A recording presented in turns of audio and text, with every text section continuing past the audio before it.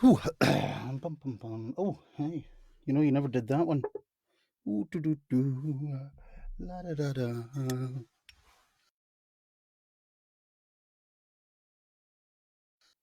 I can retrieve that. Just pouring some medicinal. Let me just drop the cork. Where are you? Oh, so just coming on early as always, just to do usual sound checks, make sure everything is splendid. Oh gosh, did I dribble some of that? Oh, that is a travesty. Ah, da, da, da. Ooh, doo, doo. A little bit of medicinal. Hello, Jessica. Lovely to see you. Okay, folks, we'll be kicking off shortly. Hi, Jessica. How you doing? Can you hear me okay? Can everyone hear me good? Yeah? No? Um, for some reason, this seems awfully close. What have I done to my camera settings today? I thought normally there was more of me on camera. Let me just check. This is why I come on early. I like to make sure. Oh, no. Ooh, scary close up. Okay, well, I think we'll just need to roll with this being a bit closer. Oh my goodness, I am going to melt today. I really am. Let's see. Hi, Nilag. Hi, Nilag. I can never pronounce your blasted name. I love it. Jessica, I've missed you. Will your wife be joining? She may be watching from another room, which mean there may be some calls for water. But I did actually do this. I brought Big Blue today. Basically, because this is going to be a longer session, I am also wearing a kilt. I kid you not.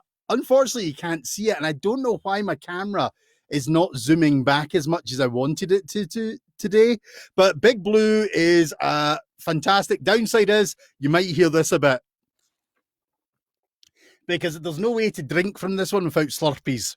So I'm telling you, it's going to be fun.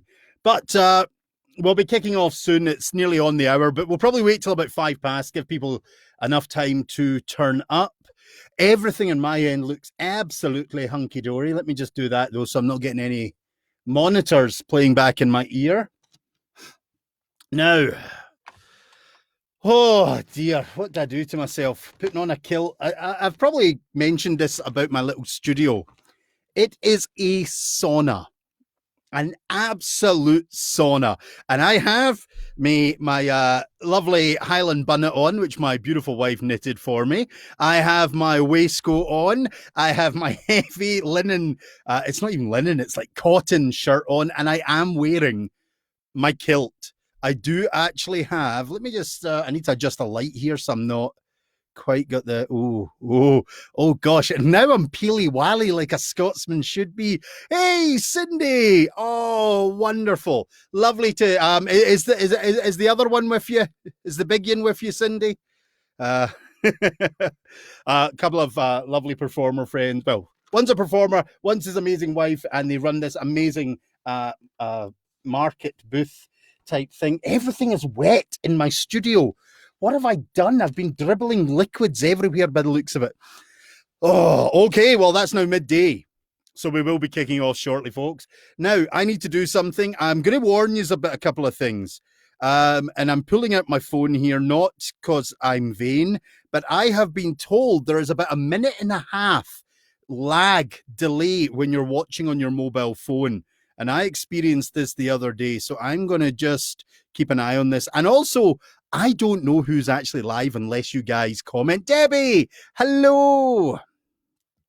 I don't actually know who's live unless you guys make comments. So I am literally going to go to my Facebook page on my mobile and try and find me. Here I am, 13 people.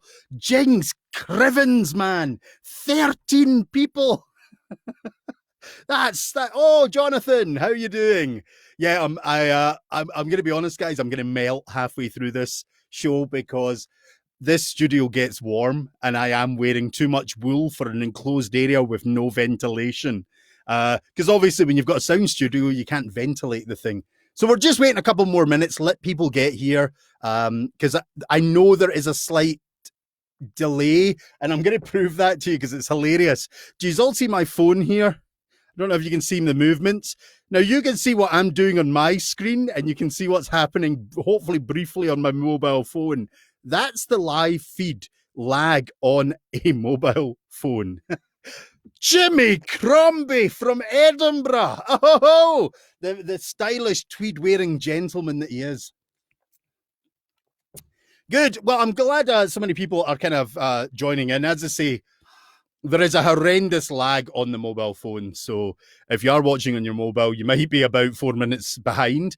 However, do comment. Samantha, hello. Yes, yeah. Oh, good. You're moving house. This is your entertainment. Well, I hope I can be entertaining for you. But we will be kicking off shortly. There is a wee bit of lag on the mobile phone. So if you are making comments and I do not respond, it is purely because you probably made it about something that I said a couple of minutes before or 5 minutes before, and I've moved on because of my tremendous. Hey, Brooklyn and Jessup. Oh, Jessup, what a gentleman. Brooklyn, lovely to see you. Excellent. So we'll be kicking off in a couple of minutes. As I'm just saying, I'm letting people catch up, sign in, log in, and kind of have some fun. We're just going to be doing some Scottish tales and a bit of fun. And if you have anything to say, do pop it in the comments. As I say, I'll try and hopefully catch up with them. They're usually a wee bit behind what I'm doing. And also, if you have a story kind of idea you want to throw out there, as I always do in shows, you know, if you want to hear a story that you like, that you've heard me tell, mention it and I'll do my best. Josh has finally arrived. And Josh, I was worried. I was so worried you weren't going to turn up. Jason, lovely to see you, or see your writing. It's getting warm in here already. So if halfway through this show I pass out, just laugh and enjoy, because if it's heat exhaustion, Anna Vaughan, I believe is how you pronounce that. That's an amazing name. And Chelsea's here. Everyone's turning up. This is lovely. Okay. So one more minute and we'll officially get things kicked off, folks. Just letting people catch up. Are you all in your kilts? Have you all got a wee dram of the good stuff ready? I know it's only midday. I promise this is medicinal in case my throat starts to get croaky. Okay? I do have water, but, you know, you do need to have a little medicinal as well. But this is a family storytelling show, so don't panic, folks. It's not going to get out of hand. That literally is just in case my throat gets really tired or dry in this incredible office. Carrie, hey, good. We've got more joining, and that's it. 5 minutes past. Let's kick this show off, folks. So I want to thank everyone for joining straight away. My name's Calum Lykan. As you know, I'm a Scottish storyteller, now based in Calgary. There could be people from all over the world joining in, listening to this, and I'm going to warn you in advance. If you don't understand what I'm saying, I'm sorry. There's not much I can do about it. The translation things that they have on these sites make it even worse to understand me. In fact, one of the finest comedy moments I've been told is when I put the subtitles onto one of my videos, and literally it was just coming up with anything it could think. I think I just saw Emery's name flash up there. Jessup, I'm not in a kilt, but I've opted to not... no pants, stay good. It's me and the wife and the baby watching today. Oh, yeah, your little baby. Lovely. Liam, hello. So I need to clear one thing up because Liam's just said happy Tartan Day. Monday is actually Tartan Day. But I was due to be up in the fabulous little place of Sedgwick with the Flagstaff Tartan Society, Scottish Society, sorry, not Tartan, Flagstaff Scottish Society. Guys that I've worked with a few times now at their Highland Games or gatherings and their Tartan Day, and they had invited me back to storytell and host the event that was happening tonight. And of course, it's been cancelled because, well, the whole world's been cancelled. Johnny Summers, the legend. Loved the music last night, Johnny. Thank you for that. If you don't know Johnny Summers, look him up. He is this amazing singer-musician in Calgary and the world. He's a legend. And he thought I was going to be cruel to him last night. And why do always people think I'm going to be cruel to them and make fun of them? I don't know. It's not in my nature. But yes, so I was supposed to be in Flagstaff, Scottish Society tonight, and up in Sedgwick, doing some stories and hosting the event. And unfortunately, it's been cancelled with COVID, like a lot of things. But there's so many performers out there trying to do amazing stuff just to keep people occupied and interested and going. So I'm kind of doing that as well, mainly for two reasons, as I've mentioned before. One, to keep me sane, because I hate not doing what I love. And two, it's also to kind of keep my brain going. A couple of weeks ago, me and my wife were in an accident. I got a bit of bad whiplash, and I've noticed that I'm not as focused as I should be sometimes. So I'm trying to make sure that everything's like all these bits up here are firing properly again. Hey, Catherine, lovely to join us. I know, Chelsea, I wish we didn't have to cancel it either, but you know what? We're here. You guys, I hope, have joined us, because I was hoping that the Flagstaff guys would get involved and join, so at least they don't miss out on some stories. Now, let's get into some stories, because because we've met you. Thanks, Johnny. Love you too, you gorgeous man. Let's start with some stories. Now, the first story, I'm going to be a real sweetie here and dedicate to my dear mother. My mum is over in Scotland at the moment. And I don't know if any of you know, but in the UK, anybody over 70, they've actually asked them to isolate for 4 months. 4 months of their lives they have been asked to isolate, which is really tough for anyone. But for somebody over 70, like my dear old mother's a wonderful woman. She does line dancing and lawn bowling. She's incredibly active. So now she's basically been asked to isolate and hide away. So, you know, this one's for her. I don't even know she's watching. I don't know. Like, my mum's great, but like sometimes with technology, she's not the best. But there's a story I used to always start my sessions with, and I haven't done it for a long time. And she would sit there, Anya, hello there. She would sit listening to this story. And at the end, she would always come up to me and say, would he just get on with making that soup? Every time. So the story I want to start with, hello, Emmy. Emmy? Yes, Emmy. Is the old story that a lot of you might have heard of, which is called Stone Soup. And it's an old traveller tale in Scotland. If you're not familiar with the Scot, how are you doing with the travellers? What they were is they were the tinkers, the traveling community, going from town to town, doing odd jobs, making things and selling at the door, tinsmiths, mending things. You know, unfortunately, they've now got a bad reputation, but there are still some of the old traveller communities in Scotland, and they're a wonderful group of people. Their whole life is about traveling, selling, and actually the heritage. Some of our greatest storytellers in Scotland came from the travelling community. Duncan Williamson is one. Duncan Williamson, legendary storyteller. Think about the age of 13, he left his family to travel, to do his work and to tell stories. Amazing. But this is a story about a traveller. And his whole life was about being on the road. He thought nothing better than being under the sun or the stars, out in the wilderness. But of course, every so often he'd need to find a wee town or village to make something. He would need to go and get some odd jobs. And what he would do is he would go in and do the odd jobs, you know, like dig the garden out or mend the thatch, paint round the windows. He would just find anything he could do for a wee bit of coin, maybe some food, and a bed for the night.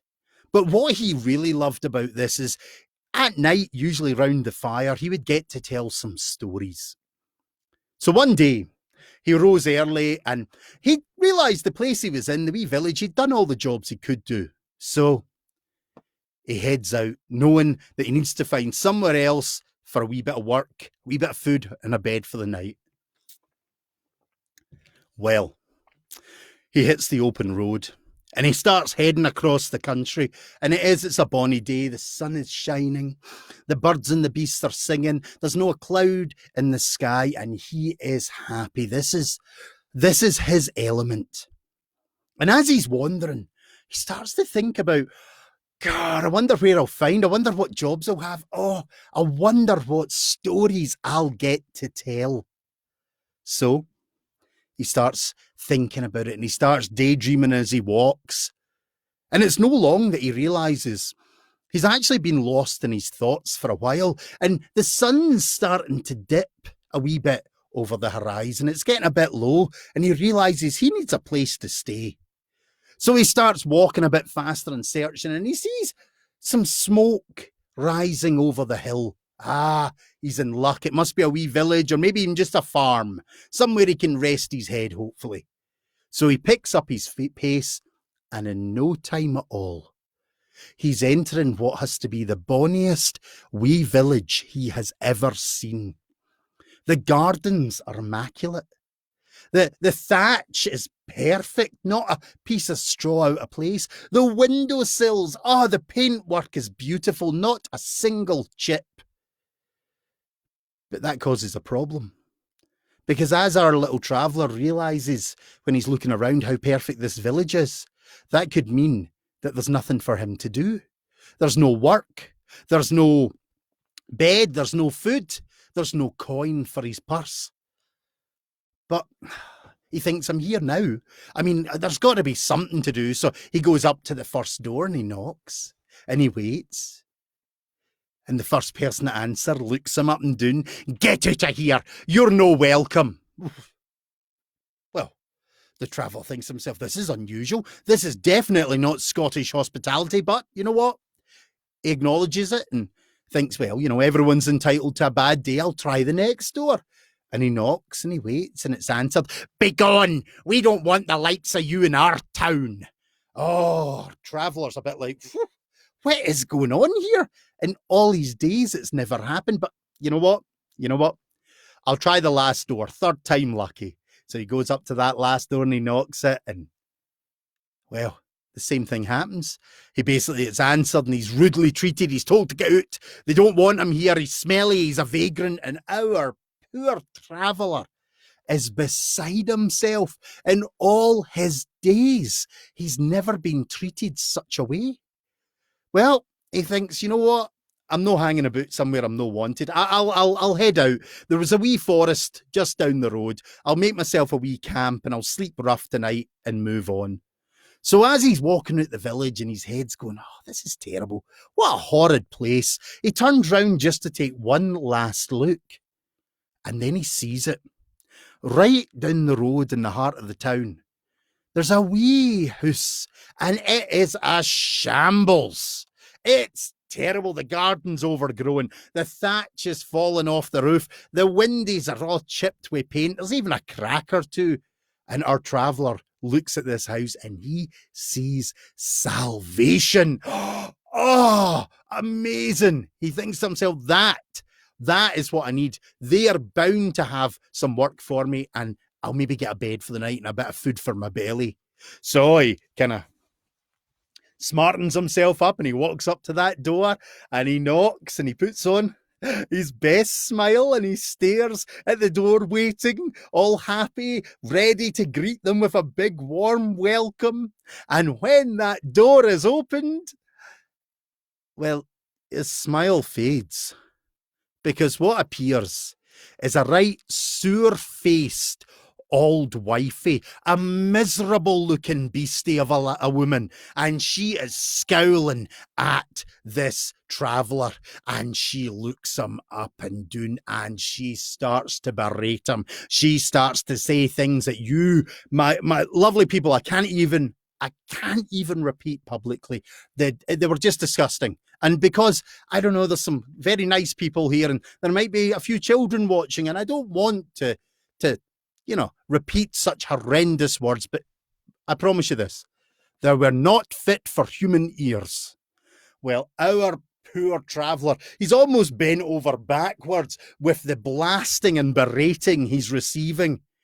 And he just looks at this woman and he can't see anything. He just shakes his head so sadly, turns on his heels and starts to walk away. And as he's walking away, he's thinking, God, what a horrid place. What a vile little town, little village this is. How are all these people so miserable, horrible, miserable people? And as he's walking away, he's like, oh, you know what? I'll need to remember never to come back here again. Never will I be back here again. No, and I'll tell my friends never to come here either. And that thought keeps going through his head. I'll never be back again. I'll never come back again. And then it kind of comes to him. Well, if I'm never coming back again, I may as well have a wee bit of fun while I'm still here. And he spins on his heels with his biggest grin. Madam, madam, madam, I totally understand what you're saying. And you probably thought I'd come here to beg for some work. Maybe for a bed for the night or some gold or to sit by your fire. No, you are completely mistaken. I actually came here for one thing. You see, I was actually going to ask you a wee favour, if you don't mind, because luck is on my side. You see, I was walking into your beautiful little village and I saw it just lying on the road, and I cannot believe how lucky I've been today. You see, I found this splendid stone. I mean, look at it. It's amazing. And all I wanted was a little bit of water for my pot so I could make myself a nice soup. Now, the woman's staring at him like he's a madman. But she's one of those wee vicious creatures that you get every so often. And she's thinking to herself, well, look at this idiot. I am going to have fun with this and show him up. And she refuses to pass over this opportunity. So she looks at him and says, did you say you wanted water to make some soup? And of course, the traveller with his biggest grins like, yes. And she laughs to herself, turns round and heads in to get water in his pot. Well, our traveller's now smiling because he knows it's begun, and he makes himself a wee fire just in the middle of the street. And when she comes out with a pot, he pops it on top of the wee fire and waits. I knew it was going to get dry in here today. And he waits. And he waits, and the water starts to bubble, and the water starts to boil, and the steam starts to come up, and he takes his stone and plop in to the water it goes. Well, he stands there staring at it, waiting and watching the steam rise, and he takes a spoon from his pouch and he gives it a wee stir. And he starts to, sniff the air and sniff it on.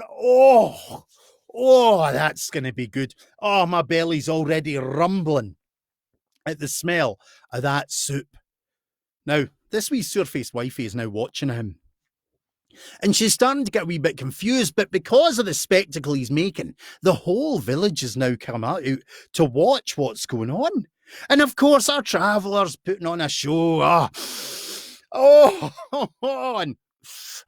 That's amazing. And he's trying to offer a few people a wee taste of this fine soup, but nobody's buying.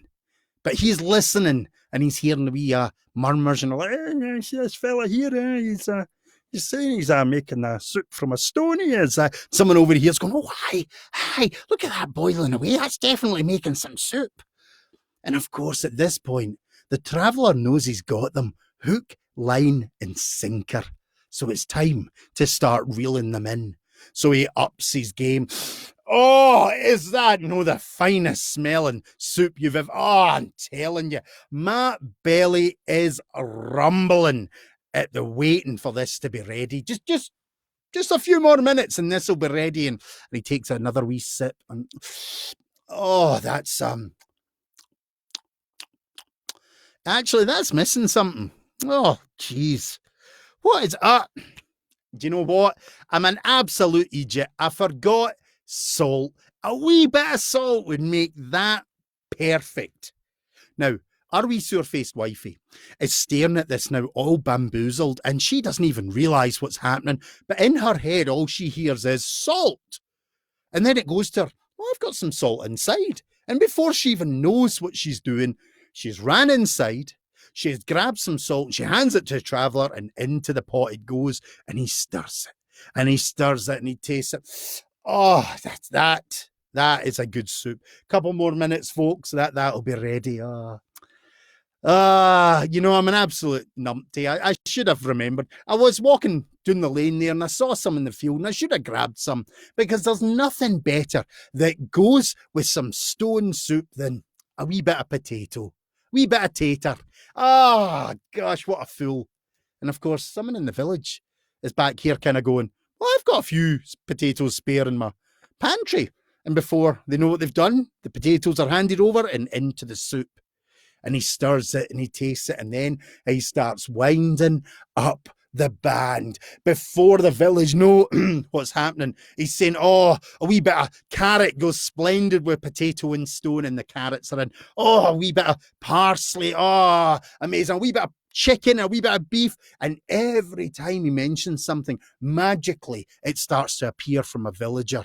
And within a matter of 15 minutes, the whole village are staring down, absolutely amazed, because what they're looking at is a huge, bubbling, boiling pot of soup made from nothing but a stone. Well, our traveller tries it and he says to himself, you know what? That is the best stone soup I've ever had. But he's not a bad man, our traveller. He tells all the village to go and get themselves a wee bowl. And of course, he dishes out everyone a wee bit of soup, and they all agree it's the finest soup that they have also tasted as well. And when the bowls are empty and the pot is emptied, our traveller gives it a wee rinse, cleans up all his stuff, packs it all away, and he's looking around at this wonderful little village with these happy, smiley faces. And he thinks to himself, aye, I better get out of here quickly. So he starts to slowly creep away before they realise that they've been done. But he can't help himself.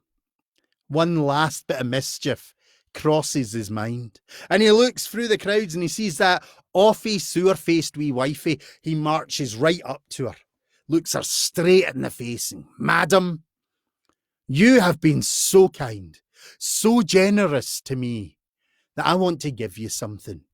And into her hand, he pops the stone. And he looks down at that stone and he says, now you take care of that stone, because I reckon that's got another good 10 stalks left in it. And of course, the wee wifey looks at it, amazed, happy, delighted at such a prize. And with that, our traveller spins on his heels and gets out of there as fast as he can. Now, ladies and gentlemen, the story of stone soup is an old one, and it's travelled all over the world, but it does originate in Scotland. And that wee village, to this day, still exists. Now, I can't tell you where it's located because it's a bit of a Scottish secret. But if you head up into the Highlands, you'll maybe walk around and you might see a beautiful wee village with perfect gardens, It's got a perfect thatched roofs and the windows don't have a chip of paint. And in the heart of that wee village now is a wee cafe, a wee restaurant cafe. And if you go into that restaurant cafe, I am going to advise you of one thing to do. Order their soup.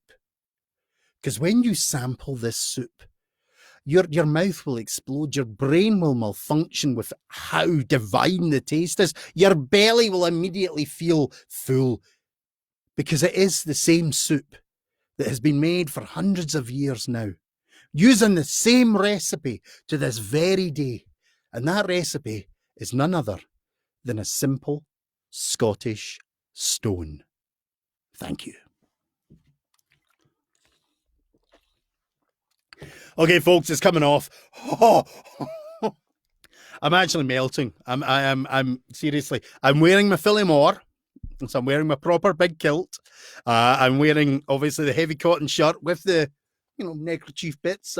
Picked these up in, Sedgwick. My wool waistcoat. Yes, and I was wearing a hand-knitted wool bonnet. Trust me, it's warm in this studio. Okay. The origin of potluck dinners. Oh, excellent, excellent. Oh, thank you, guys. Yeah, thank you. I love telling that story. And as I say, every time I tell it, I kind of shorten it down, because normally when I tell it, I have the audience there and get them to interact, like all the kids and the families to shout things out. And we always get weird suggestions like pizza or something. Someone once said something that just wouldn't have ever grown in Scotland, and I was just like, really? But it went in. So normally it lasts a bit longer. And of course, by the end of it, my mother, God love her, she's a wonderful woman. She would literally come up to me and say, how long does it take him to make a bowl of soup? Not like that. I don't know why I'm giving her such a gruff voice. She does not have a gruff voice. She's actually a lovely wee woman. Some of you have probably met her because she was over last summer.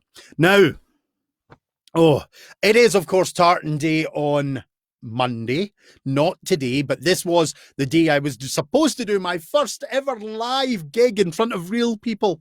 Oh, and I'd been looking forward to doing live gigs again. And then, of course, the time of COVID hits us. So I hope everyone's doing okay. I'm really glad that people are joining me for these events because I really do enjoy doing them. It's kind of like giving a little bit back that I can. You know, it's pretty much all I can do is talk. I can't really play instruments. I can't paint. All I can do is talk and hopefully give a little bit of love back with some stories to allow you guys to pass some time. Hi, Cliff. How you doing? Oh, we've got an Arabella. Oh, lots of lovely people here. This is great. So that's kind of the whole point of me doing this. Now, Tartan. Let's just very quickly, before we kind of go on to an RV story, let's get into Tartan a bit. Just in the comments, put if you wear a kilt. Can you just say yes if you wear a kilt? And Cliff, I'm just going to kill you off here and say, I mean a kilt, not a skirt with pockets. Utility kilts do not count. They are not real real kilts. I'm sorry if anyone gets offended to that, but I'm Scottish. I get to say it. Let's just see. Jason, thank you. That was lovely. Okay. So let me tell you a wee bit about Scotland's history. It's all fake. I'm going to be honest. So much of it is made up. It's great. We are a really bizarre country, and so many people I'm on all these kind of Facebook pages and I love them, but so many people are like, oh, I want to go live in Scotland and all that. And I'm just going to be brutally honest. I'm in Calgary for a reason. Okay. Scotland is the most beautiful, delightful little country, but it's also damp, dreich, miserable. The people are bitter, twisted, evil. Well, you've met me, you know me. But no, Scotland is a beautiful place. It really is, and I love it. But you know what? It's also one of those places people, I think, overly fantasize about it. And it's great to visit, but when you live there, and I'm going to give you a great example. I have bad asthma. In Edinburgh, I could pretty much be walking around sounding like Darth Vader almost 300 days out of the year. I've come to Calgary and I feel like a superhuman, apart from the injuries that I've received recently. But, you know, that's just how it goes. So Scotland's a very damp and cold and quite miserable. It rains a lot, okay? You guys in Canada don't understand rain. Maybe BC understands rain, but it rains a lot. You can literally walk down any day in Scotland, say in Edinburgh, and you can get hit by rain, hail, sleet, snow, gale force winds, and then bright sunshine all in about 15 minutes. It's a bit like Calgary, but not even Calgary can compete with the dramatic weather changes. But Scottish history is a wee bit weird. I know, Liam, you wear a skirt with pockets. Scottish history is weird because a lot of it has been overly dramatic and dramatized. You know, Braveheart has done that. There's a few other, like even Outlanders kind of pushed it a wee bit, but at least Outlanders fairly realistic. But the kilt is one of the greatest, kind of weirdest bits of history. There have been kilts and tartans for a long time in Scotland. You know, my brain kind of has a wee bit of a freeze to the exact length, but we've got evidence going back hundreds and hundreds of years of very basic weaves. I can't even show you wait a minute. I'm just, right. Okay. Do you see this? Right. Thank gosh. I hope there is no lower camera or there's going to be, this has become a little bit of an adult show by accident. Right. Can you all see this? Let's put it in front and see if I can. Well, there. Right. See all that fabulous color and texture? Okay. It's a bit of a lie. You see, kilts and tartans were a working man outfit. I wear what's known as the Philly-more rather than the Philly-beg. The Philly-beg is your dress kilt, which is your kind of basic skirt, that you'll see most people wearing to weddings. It's a very modernized thing. And if memory serves, it was actually more introduced with the military when Scotland were allowed to wear tartans again. And it was kind of a regimented thing with the military. Jonathan Herdman, who made a comment, he'll probably be a lot more factual on the military aspects of the kilt than myself. But traditionally, what we would wear would be the Philly Moore in the Highlands.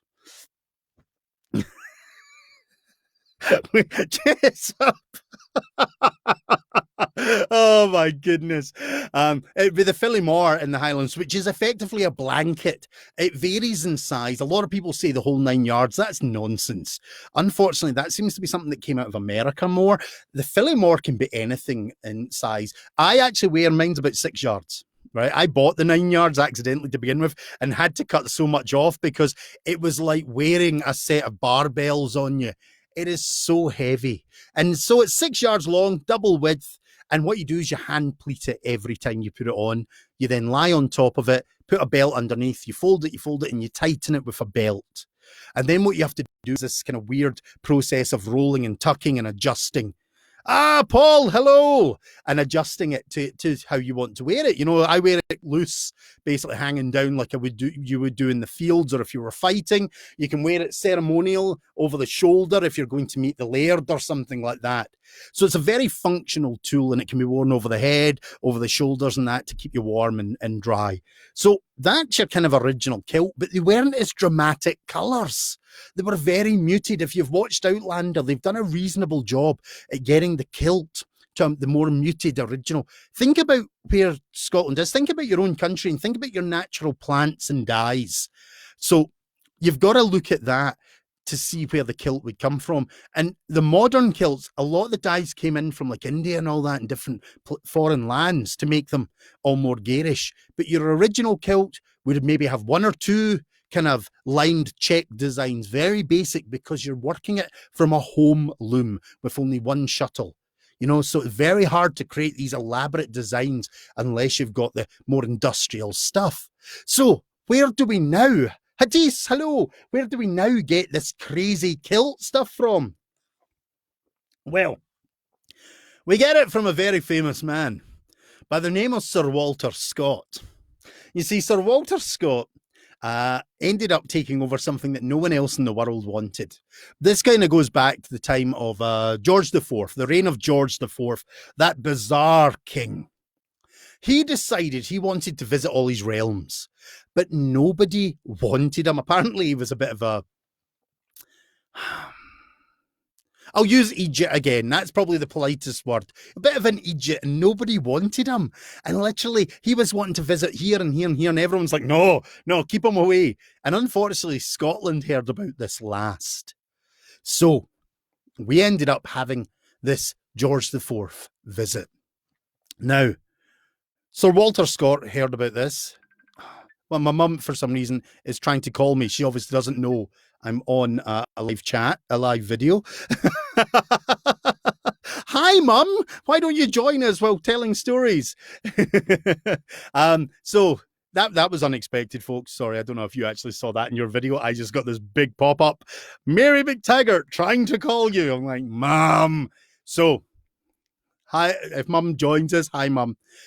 So basically, Sir Walter Scott gets word of this and he decides, well, if we're going to have this king coming to us and we're having him flung on us, what we need to do is we need to make it big. We need to make a pageant for him. We need to make it over the top. So he decides he's going to create this regalia for the visitor. And he gets all the local weavers in Edinburgh and most of Scotland. Says, here's the plan. I want you to... One moment. I'm just going to tell you something here because my mum is like trying to communicate with me and I'm like, go away in a polite way. Sorry, folks. I'm so loving to son. But he decides I've got this plan. We're going to make this amazing pageant. We're going to dress everyone up. And he basically gets the weavers and says, I want to make all these kind of designs, these checked, bright and colourful designs. And basically they're all like, right, we'll do this. And he starts making what we now know as the more modern styled tartans. Now, as I say, tartans did exist, but they were muted. And the reason I say this, if you're a Highlander running away from a red coat, you don't want to be hiding in the heathers wearing something that's salmon pink, because you're going to stand out like a clown. So everything was muted so you could just disappear into the heather. Well, Sir Walter Scott gets all these tartans made. And then he does something amazing. He somehow manages to convince most of the clansmen from the Highlands, because I want to just point something out. Tartan wasn't worn really in the Lowlands. It was all about the Highlanders. The kilts, should I say, were about the Highlanders, not necessarily the Lowlanders. The Lowlanders were more sophisticated, it was said, and wore trews, etc., and trousers and all that kind of stuff, while the Highlanders still ran about like savages, it was said. But that's a different story. But Sir Walter Scott convinced them to come down and basically get dressed up in all these outrageous tartans. And I always say that it must have been something like this. It's like, the chief of the Macpherson walks in and there's all these bits of material draped about, and he looks about and goes, oh, I quite like that one. And boom, the Macpherson Modern comes into existence. The McDonald's appear. Oh, aye, that one's quite nice. And all of a sudden, the Macpherson Modern tartan is in existence, sort of thing. So basically, that's what happened with like modern tartans. That's kind of a very cheeky, very short version, but it gets better because George IV heard about this. Now, George IV apparently at this point was a rather rotund, Rubenesque character at this point. And basically, he arrived in Edinburgh for his kind of tour and walk, and it was said that he'd heard about the tartans and he'd had his own made. And his apparently were bright salmon pink, if I remember.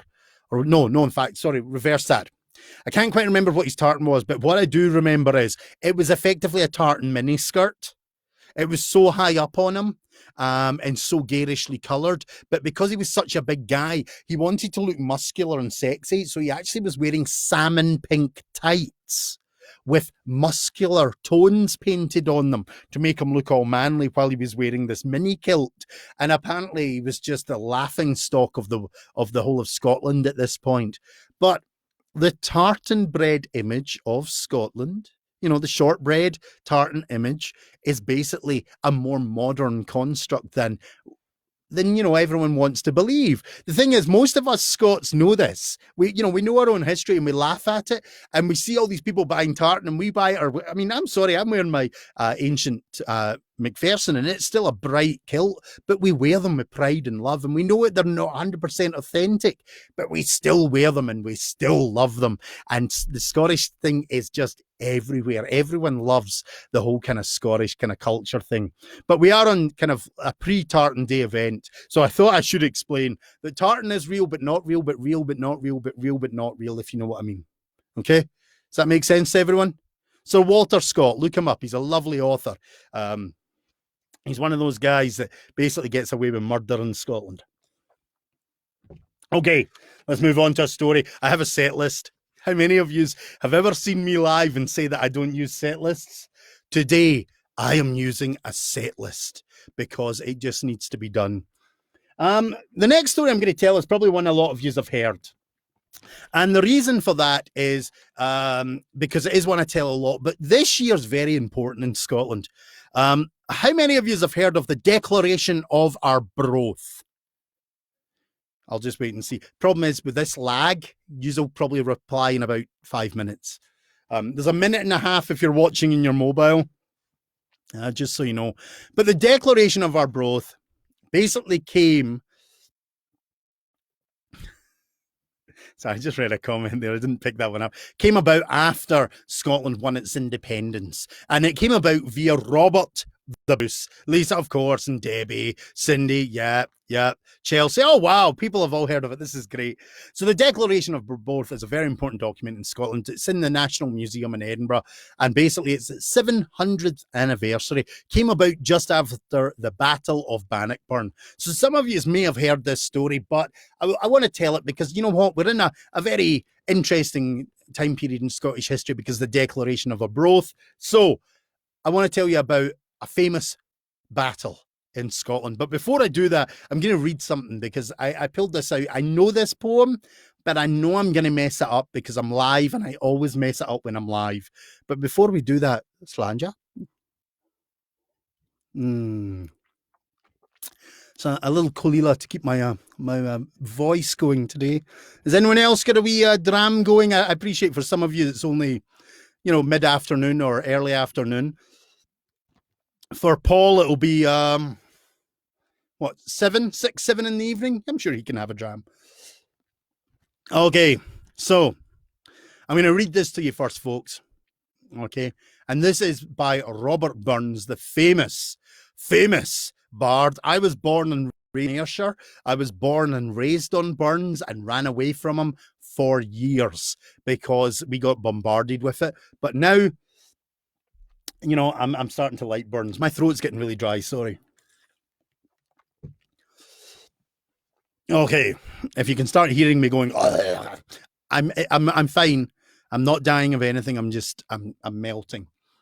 Okay, Scots wha hae wi Wallace bled, Scots whan Bruce has aften led, welcome to your gory bed, or to victory.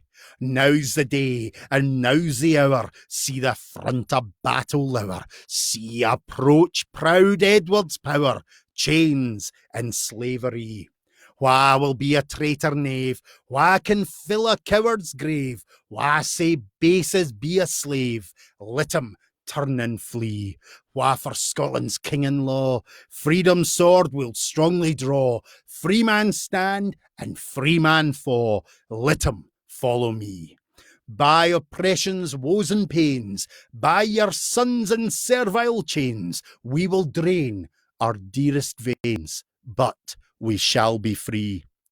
Lay the proud usurper low, tyrants fall in every foe, liberty in every blow. Let us do or die.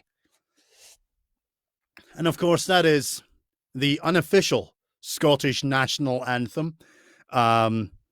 7:40, Paul. Good, mate, and a drink. Good. That's the unofficial Scottish national anthem. Basically, if you've ever been to an event, in the UK, we're supposed to sing God Save the Queen. The Scots are kind of like, nah, we're doing our own thing. Thanks very much. So Scots Wha Hae, written by Robert Burns, all about basically the Battle of Bannockburn. Now, Robert the Bruce was this amazing character. He was predated by another very famous individual called William Wallace. However, I'm not a fan of Wallace because he's a bit of a Boy Scout. He's too nice. I know we've got some of the Wallace clan on. Hi guys, I love yous, Debbie. I'm a big fan of yous, but Wallace was a Boy Scout. He was so nice.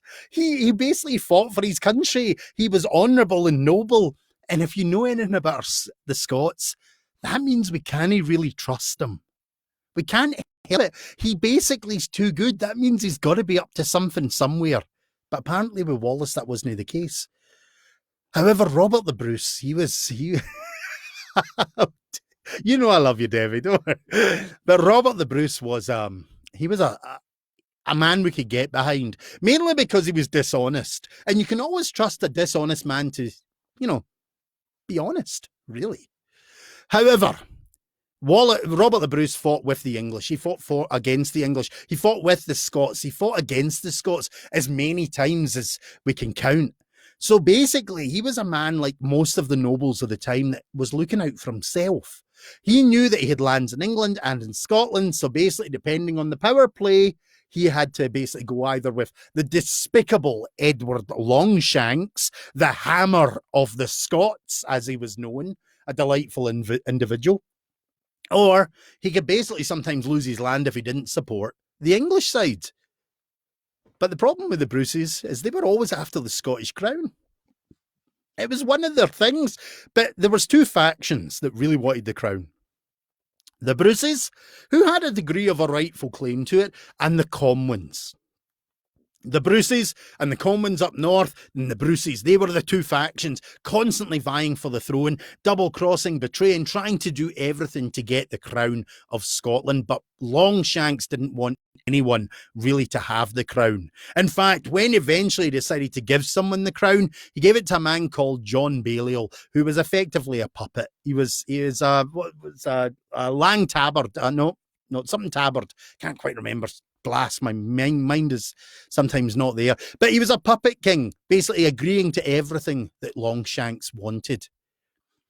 But later on, there came a time when basically the Comwins and the Bruces realised that something had to be done. They had to take their country back. So an agreement was made, and they met in Greyfriars Kirkyard in Dumfries, not in Edinburgh. And they had a chat, and it was actually decided, the Comwins decided to give Bruce, Robert the Bruce by this point, not his grandfather or his father, the claim to the Scottish throne. And Robert the Bruce was delighted at this. He thought this was great. But what he didn't realise is the Comwins were actually double playing him. They were betraying him even at this agreement. Because shortly after, the Bruce was invited down to the English court. Now, as a noble, Bruce thought nothing of this. He thought he was just going for a meeting, with all the lords. So he rode to London, and he's about to walk in to the court, so to speak, the chambers, when all of a sudden from the shadows someone appears with a package, and they hand this package to the Bruce, and inside are some gold coins and a set of spurs. Now, if you're unfamiliar with that, what that was telling Bruce was he's been betrayed. He needs to flee. The gold coins, buy a horse. The set of spurs, ride hard. And that's what the Bruce did when he realised he'd been betrayed. He came so close to losing his head with Longshanks. He gets a horse and he rides to Scotland, furious, angry, but desperate, knowing his plot has been discovered. The first thing he does is he arranges another meeting with the Comwin in Greyfriars, and it is a pleasant affair. There's a wee drink, there's some food, everything's going splendidly, until about the moment that the Bruce stands up, looks Comwin in the face, and says, "Why did you betray me?" Well, at that point, Comwin knows their plot has been discovered. They both stand up, drawing swords, and have a duel in the kirkyard, ending in Robert the Bruce staring down at the dead body of Comwin. Well, the Bruce now realises that he's got rid of an enemy, but he's just made a bigger problem. He has just killed a man on consecrated ground, meaning the church will likely excommunicate him, making being a king a lot harder. So before word spreads, they get on their horses and they ride up to Scone. And on the great seat they sit, the Bruce, and place the crown on his head. And Robert the Bruce is crowned the king of the Scots. Yay! Great cheering. Everyone's happy. They wanted the Bruce. Well, half of them did. Okay, not everyone wanted him, but he didn't care. He basically is now the king of the Scots, and life should be full of parties and court and wine and women and fun, but not for the Bruce. See, the problem is, half the country wanted him dead. The English wanted him dead. He was a wanted man. So it was said for the next few years, he hid in the heathers, went to the islands, basically recruiting, finding men, building an army, protecting himself against the bounty that was on his head. And when the Bruce returned to the mainland with a full army, he began to take Scotland back, bit by bit, castle by castle by castle. Now, Robert the Bruce is actually responsible for a huge part of Scottish history. But one of the things I get asked a lot and used to get asked in Scotland is about the castles. Why are they all in ruins? They're not in ruins, they are organised stones. We need to get that clear. You see, when Robert the Bruce took the castles, he realised that there was only one thing he could do, and that would be to dismantle the castles to stop the English getting a foothold again. So when you travel around Scotland and you see all these ruins, just think of them as organised stones. They have been dismantled until we can be bothered rebuilding them. Robert the Bruce, he was very careful about it. There's plans and everything. Well, the Bruce did this and slowly but surely took back Scotland until two castles remained. Edinburgh Castle, the great castle on the rock, and Stirling Castle, the gateway to the north. Edinburgh Castle is a great wee tale. I won't go into the full story, but let's just say we took it back because of love. Not love for the country, a man's love for a woman. You see, it sits on a huge volcanic rock, and that volcanic rock shears and breaks and cracks. But it was discovered that one of the guards that used to work in the castle every night was sneaking out down to the grass market to see his girlfriend. So the Bruce's men found out about this and spoke to him, and it was discovered that a stairwell, steps had actually been formed all the way up the side of the castle because of the cracking. They were rough and ready, but there was a route actually up to the castle walls via this steep, sheer slope. And that's how the men took Edinburgh Castle again. 20 or so men clambered up there quietly at night in full armour and got over the wall and took back the castle. I mean, it doesn't end there. Bruce has some amazing tactics. He had a Perth, if I remember. They basically waded through the moat up to their noses to clamber up the wall. There was one castle they dressed as cows. They slaughtered a herd of cows, put their skins on their back, and walked across the field in the moonlight going, moo, moo. Apparently, the English didn't have a clue what hit them. But the last castle to fall was Stirling. And he sent his brother Edward the Bruce.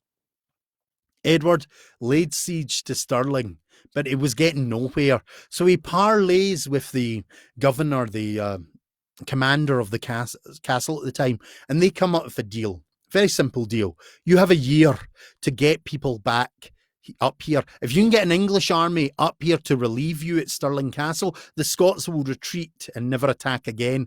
However, if the English army does not come, then what will happen is you need to vacate the castle and we get Stirling.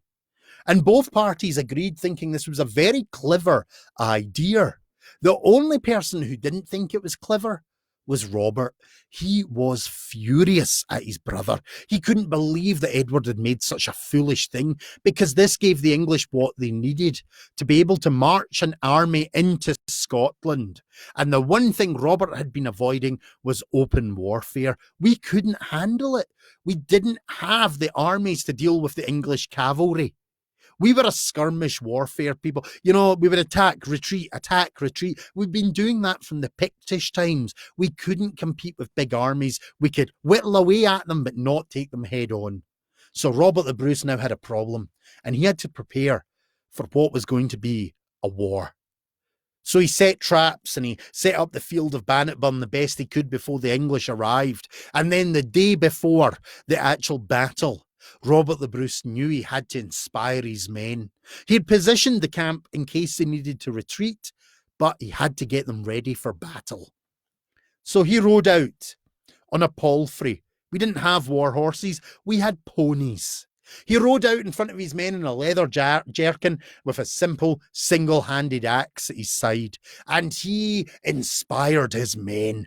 We're gonna crush the English and send them packing. And the Scots would cheer. Sorry if anyone's from England listening to this. I'm not trying to be anti-English, just it's historical.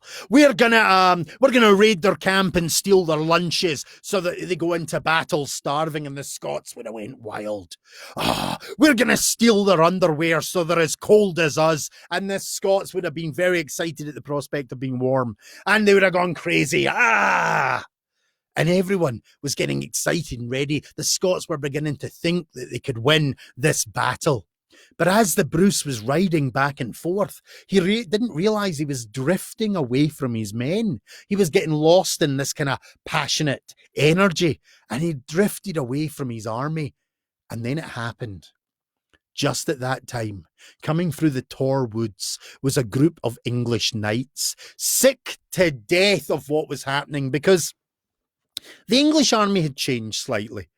Edward Longshanks, the Hammer of the Scots, had died, leaving his son in charge.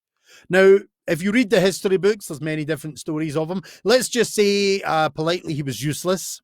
He wasn't very good at his job, and he was putting his favourites, male favourites, in positions of power, and these gentlemen didn't know how to fight a war or run an army. So England and its armies were almost at the stage of civil war over this pathetic king. And he had marched up to Bannockburn, quick pace. His army was exhausted. These knights were fed up, and they decided they were going to ride to Stirling Castle to relieve the garrison and therefore fulfilling the pact.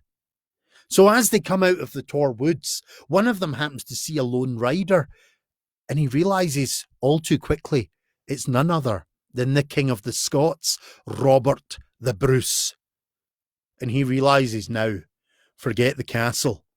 I can end this here. He drops the visor on his helmet, tilts his lance, kicks the flanks of his horse, and sends his mighty warhorse charging across the field. The Scots, seeing this, would have started screaming and roaring and running towards their king. The knight, Henry de Bohun, would have been charging towards the Bruce, excited, filled with energy, realising he was about to become the most famous man. The Scots would have been panicking and running and begging and screaming. But Robert the Bruce, on this day, staring at that knight charging towards him, did nothing. He simply turned his pony to face the knight. On seeing this, the Scots would have gone crazy, running their poor, deep-fried diet hearts tearing out of their chests. They'd have been running and screaming and shouting for their king to return. Henry de Bohun, charging closer and closer, would have been dreaming of wealth and glory and just becoming the most famous knight in the realms. And all that the Bruce did was just sit and wait. The Scots would have been running, pounding across the field, desperate, begging, shouting, screaming for their king to come to them. Ride to us, ride to us. De Bohun would have been getting closer and closer and closer, realising that his day has come. And the Bruce did nothing. He just sat on his pony and waited to die. The Scots, desperate, realising that all is lost, would have tried their hardest to get to their king, but knowing he was out of reach. De Bohun getting closer and closer, targeting the king's heart, knowing that when that lance hits, it will tear the Bruce asunder.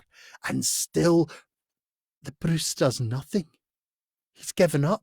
He's just waiting for the end. And the Scots are getting closer, but not close enough. And De Bohun is there and there and there. It's closer and closer. And it's said that just as that lance comes within a hair's breadth of the king's heart, Robert the Bruce kicks the flanks of his pony and it steps to the side. He raises himself high in his stirrups, bringing out his single-handed axe, and brings it down upon the helm of De Bohun, cleaving both helm and skull in twain. The lifeless body of De Bohun would have hit the earth before he even knew he was dead, and the air would have filled with screams and cheers. The heavens would have shaken with the joy of the Scots at seeing their king surviving. Robert the Bruce wheeled round and simply rode back to his camp with his men in tow. And it was said that that night his lugs would have been burning, because Bruce was a man that had an open court. Anyone could speak to him as an equal, and all his men would have berated him for such a foolish act. Everything would have been lost if he had died. But the Bruce took it, acknowledged it, accepted he'd been foolish. And then, as he was heading back to his tent, he stopped, looked down at his hand, as if for the first time he noticed that tightly clenched in his fist was still the broken axe handle. And the only words that are documented that he said on this faithful day was this. As he looked down with a sadness in his eyes, he was quoted to say, "Oh, I've broken my best axe." It's the best quote ever. Like, I grew up in Schwarzenegger and Clint Eastwood movies, and nothing beats that quote in my mind. That is your superhero quote of the day. I've broken my best axe. But the next day, the Battle of Bannockburn started, and it was a rout. The Scots decimated the English. The cavalry ran into the Chiltern and we pushed them back. The cavalry crushed the archers crushed the infantry, and it was said that many a man tumbled into the burn that is at Bannockburn, and you could walk dry shod across the water by the end of the day. You see, word had spread round the camps about this new weapon, this witchcraft that the Scots must be using, because never in all the days had a lightly armoured man destroyed a knight, effectively a modern tank in our times. And because of this fear, how could the Scots have done this? The ripples went through the camps, many a man deserted, and when it came to the battle, there was such fear and disarray, the Scots marched through the English. And that is how we won our independence. And many, many years later, Robert Burns wrote a wonderful, wonderful poem called Scots Wha Hae, dedicated to that battle. Now, you might be thinking, why are so many people in Scotland so happy, so like, you know, wow, Bannockburn, yay! And why do we click to something that happened back in 1314? Well, let me tell you a little secret.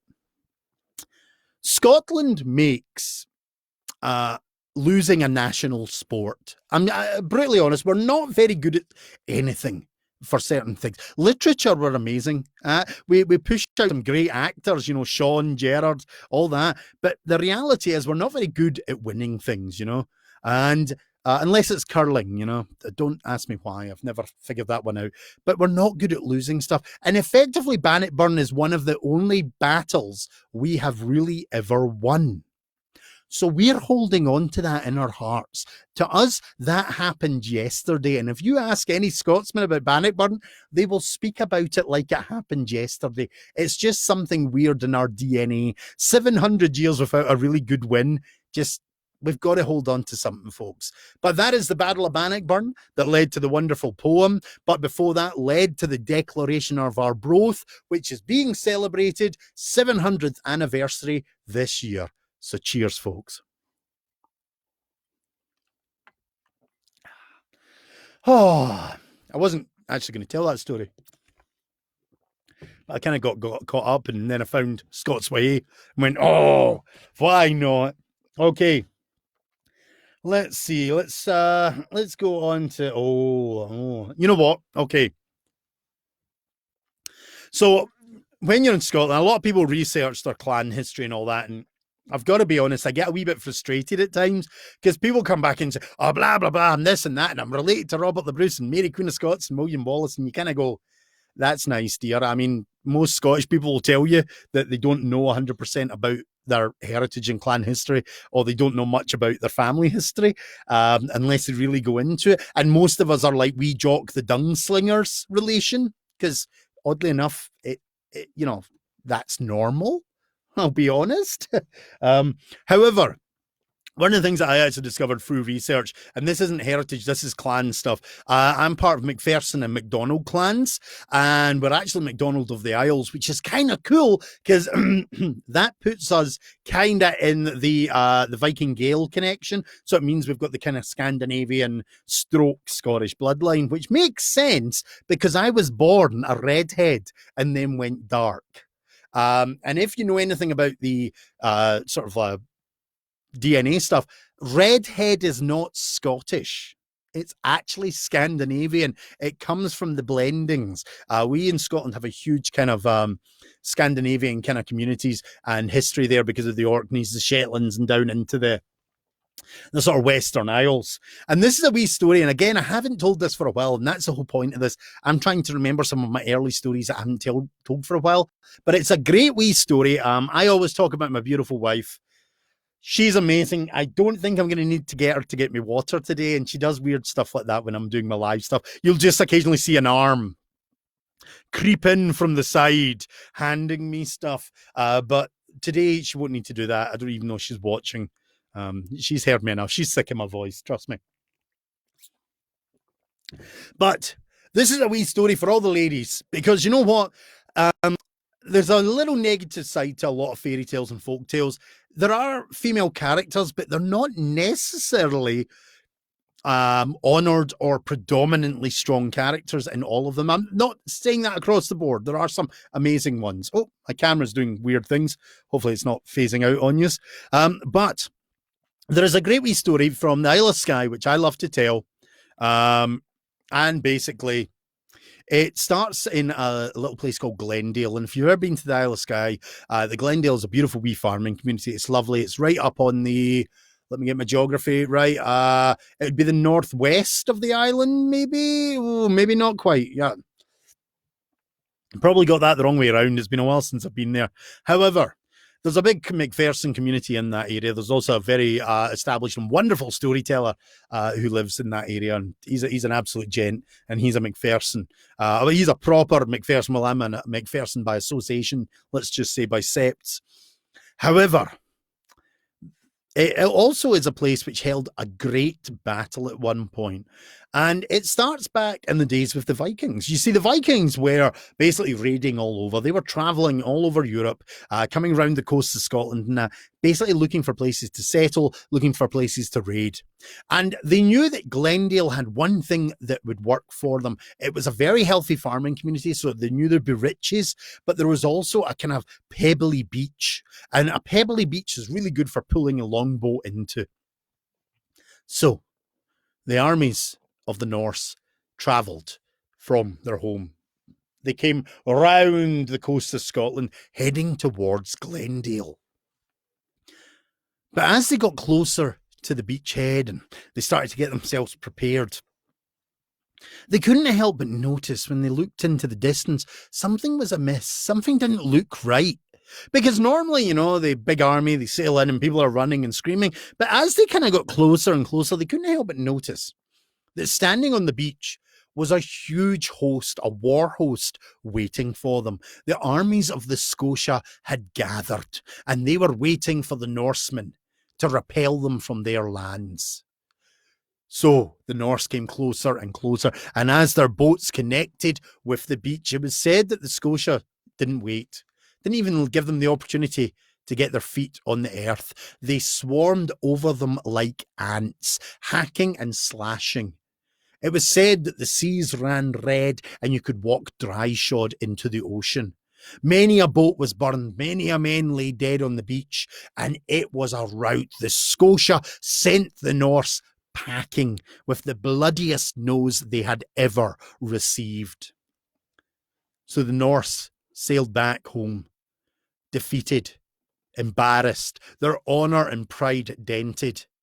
And they were not ones to let such a thing go. They refused to be defeated so easily. So they went home and they plotted and they planned. And they decided they weren't going to come back to Glendale just to raid.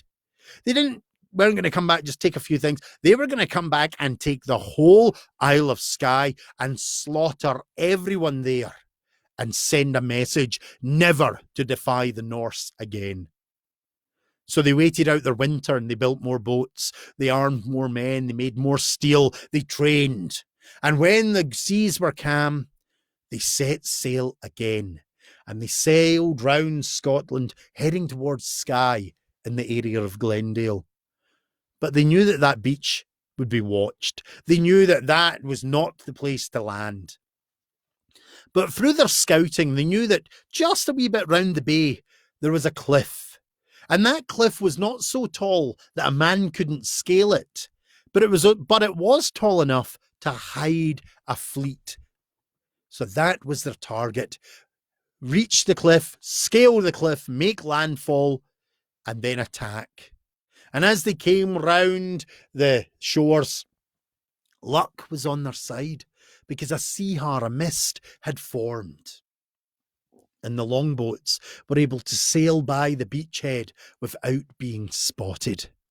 And they sailed round and came to that cliff and dropped anchor. And now they started the arduous scaling. They climbed the cliff, man after man, climbing and climbing until they started to make landfall. One by one, by one, by one, men clambered on until they had enough, that they felt they could start marching inland. They knew there was more to come, but they felt they had enough men there to begin. So they started to walk through the fog, down the slope into the valley where Glendale was. But as they started to walk and get closer, they couldn't help but notice something in the mist, shadowy figures lurking. They realised that maybe the Scotia had seen them, but they saw that it wasn't such a big army. It was a small group slowly coming towards them. And as the mists parted, the Norse froze for a moment in disbelief, because there, facing them, was not a huge war host, but it was 30 women. 30 women stood there defiantly. And as the Norse peered, they realised that these women had sword and axe and shield and chain. They had arms and armour. And they had a look in their eyes that said they had mischief in mind. Well, the Norse stared in disbelief, and even more so when the banshee's wail filled the heavens and these 30 women charged, hacking and slashing at the Norse, and many a man fell before he even knew what was happening.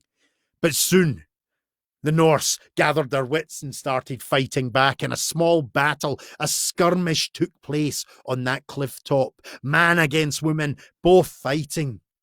And the women made good. They fought hard and furious, and many a man kept falling. But strength in numbers started to prevail as the Norse started to ring these 30 women. And then it began, one by one by one. They started to fall, until in no time at all, the Norsemen were surrounded, a heap of slain women. These brave, these bold women. These bold women just standing, watching, lying there in a heap slain. And the Norse, they looked at them and they acknowledged them. They realised that these souls, these warrior women, had given their lives. So they gave them the respect and acknowledgement they deserved. But the Norse had a job to do. They had come here to end this island, and this was just the beginning. So they gathered ranks once more. In front, they had the pile of women. They formed their ranks, ready to march onwards. And they had not even but taken a step to move forward, when all of a sudden, they could hear something coming through the fog once more. They could see shadowy shapes. And the Norse gathered their swords and axes and shields and formed ranks to wait to see what was coming now. And as the mists parted once more, they realised they were once more face to face with the armies of the Scotia.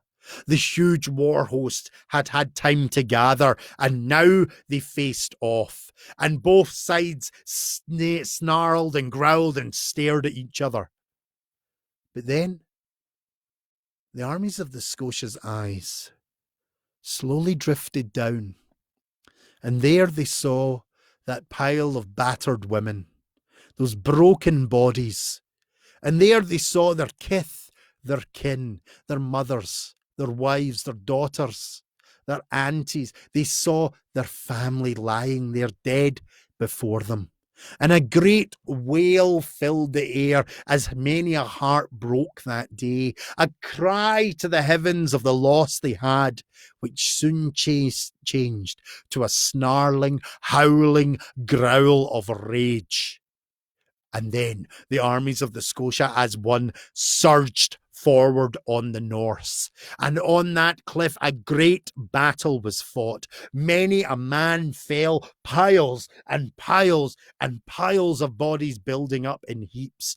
But numbers prevailed as the armies of the Scotia started to push and push and push back the Vikings, until eventually it was either the raging seas below or the steel of the Scotia that would end the Norse. And it was said on that day, many a Norseman threw himself into the raging waters, hoping he would survive that way, rather than be cut down by the wrath of the Scotia army. But the wrath didn't stop. They made sure that not one breathing Norseman survived that day that they could. And once the battle was over, and they made sure that no one was alive but the Scotia, they turned as a host and stared. And they stared at the devastation that had been wrought on that field. Piles of bodies everywhere. But there was only one pile that they cared about at the moment. And that was that pile of 30 women. Those brave and beautiful souls that had sacrificed themselves to give the armies of the Scotia enough time to gather once more.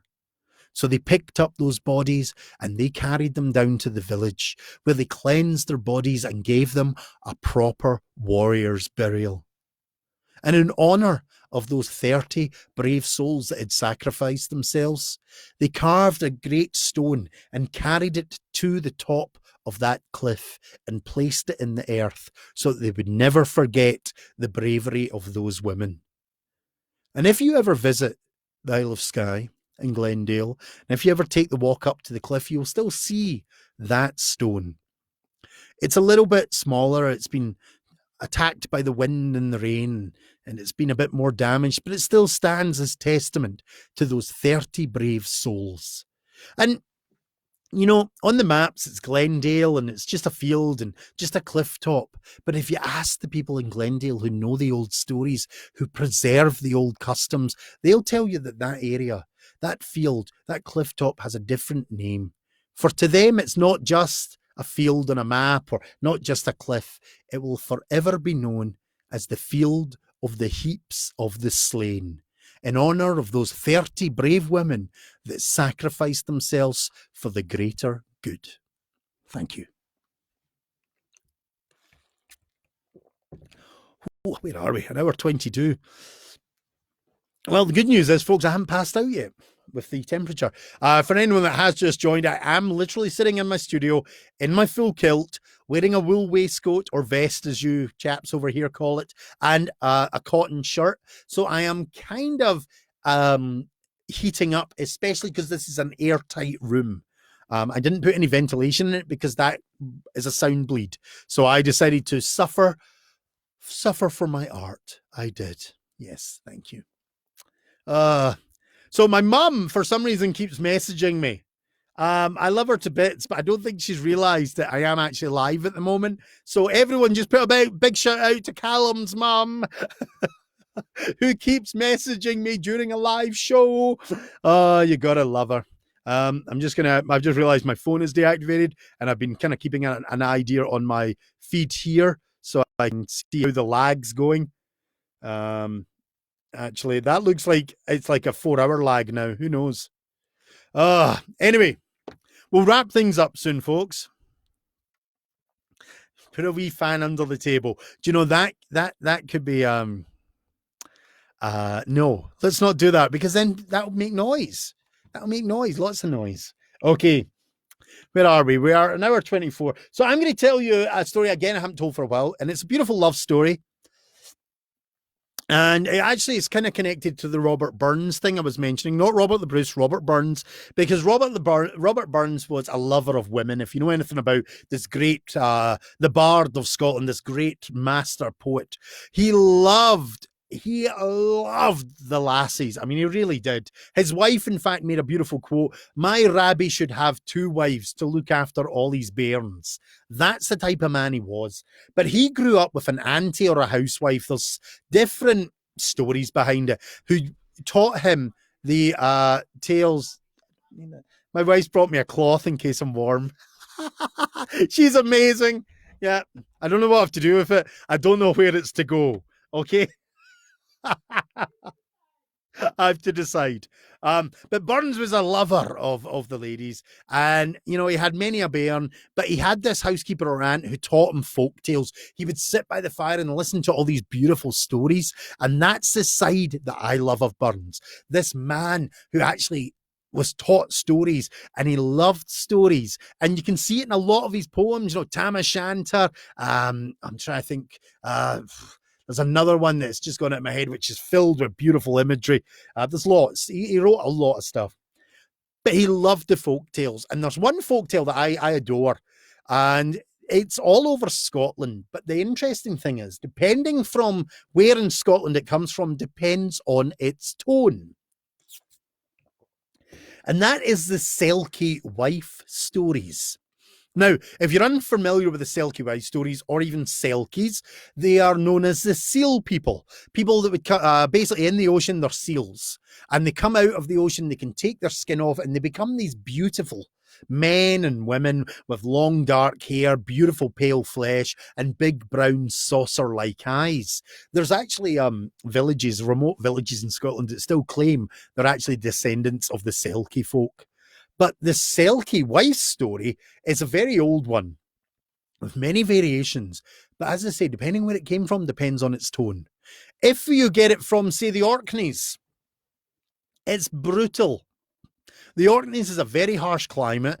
It's a very working environment. It's a tough little place. A lot of Viking blood up there. But basically, if you get the Selkie wife from there, okay, if there's kids listening, sorry, parents, I'm going to try and put this in a toned down way. There is abduction. There is inappropriately forced behavior. There is things like Stockholm syndrome that happens. It's just crazy. It's a really aggressive stance.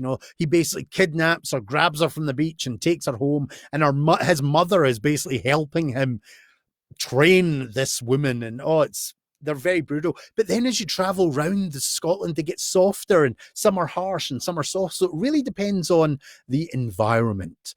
Now, the one that I love actually comes, I've heard two variations, and I actually discovered one from Ayrshire as well, and one from the Hebridean Isles. And this is kind of a variant of one, maybe it's even very close to the one that David Campbell, a wonderful Scottish storyteller, gave me permission to tell many, many years ago. But I had to say, I found a very similar one in Ayrshire. But this is still the kind of variant that David kind of formed, and I just love it. And it starts on the west coast of Scotland in a wee village, across the water on an island. And it starts with a fisherman, and his life is just lonely. It's the easiest way to say. He lives by himself. He lives in a wee cottage by the sea, and he's by himself. He's got a wee bit of land he can work, and he works it by himself. He mends the nets by themselves. He walks down the beach by himself. He goes out fishing by himself. And when he can afford to go to the little pub in the village and buy himself a little bit of, whiskey to soothe his soul, he'll always sit by himself. None of the men will talk to him, and none of the women will walk out with him. And the reason for that is he was born with a blazing red birthmark down one side of his face. The devil's mark is what people thought. So people thought this man was cursed. So they wouldn't go near him. So his whole life was just lonely by himself. The only comfort other than whiskey that he would get would be sometimes just walking down the beach, walking along the shore, listening to the way that the waves mournfully kind of caress the pebbles. He would like that sound, and that would just ease his loneliness a wee bit as he walked down the beach listening to that. And one night, after leaving the pub, it was a beautiful night. I mean, the moon was full in the heavens. Everything was bathed in that silvery glow. And he decides he can't bear it. He just can't go home. He doesn't want to go to that lonely little place so soon. So he thinks, I'll take a walk down the beach and just enjoy that sound of the waves lapping at the pebbles. And that's what he does. Excuse me. He heads down the beach. And as he's walking along the shore with the moonlight bathing everything, listening to that sound, that beautiful caressing sound, he hears something else. Something he didn't expect to hear. It's laughter.